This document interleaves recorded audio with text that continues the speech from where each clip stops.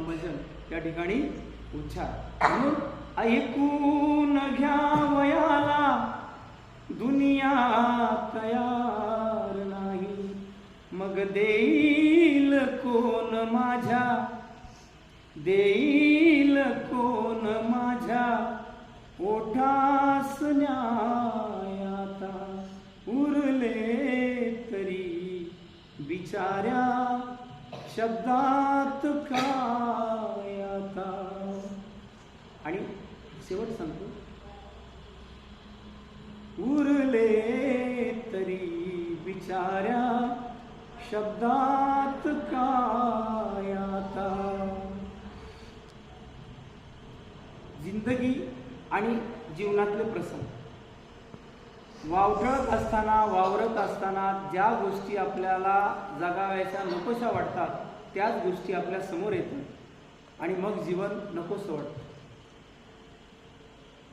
त्या जीवनाला चांगल्या पद्धतीनं चांगला आकार मिळवायचा जर असेल तर काही दुःखही आपल्याला सहन करावं लागतं. त्या दुःखाची चाहूल किती जरी मोठी असली, किती जरी अगणित असली तरी ते सहन करण्याची ताकद ईश्वर तुम्हाला देत असतो.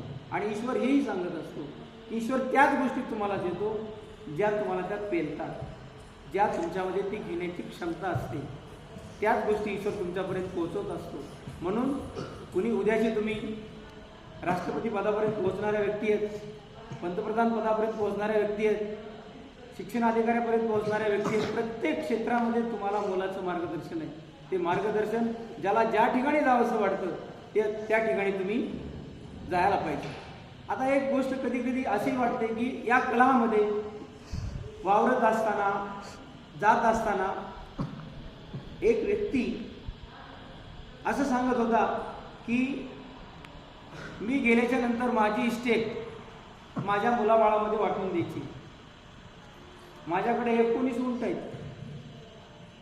या 19 उंटापैकी अर्धे उंट माझ्या मुलाला द्यायचे, 4था हिस्सा माझ्या मुलीला द्यायचा आहे आणि 5वा हिस्सा माझ्या नोकराला द्यायचा आहे. उंट 19 आहेत. पण आपण विचार करू करायचं कसं. लोकातली गावातल्या लोकांनी विचार मांडला. 19 उंटाची कहाणी तुम्ही ऐकलेली असेल नसेल पण ऐका. विचार मांडल्याच्या नंतर 19 उंट अर्धे मुलाला द्यायचे. मग द्यायचे कसे, अर्धे कसे द्यायचे, 9.5 द्यायचे, एक कापायचा. मग कापल्यानंतर समजा एक कापला 18 उरते. मग 18चा 4था हिस्सा 4.5 कसे उंट द्यायचे.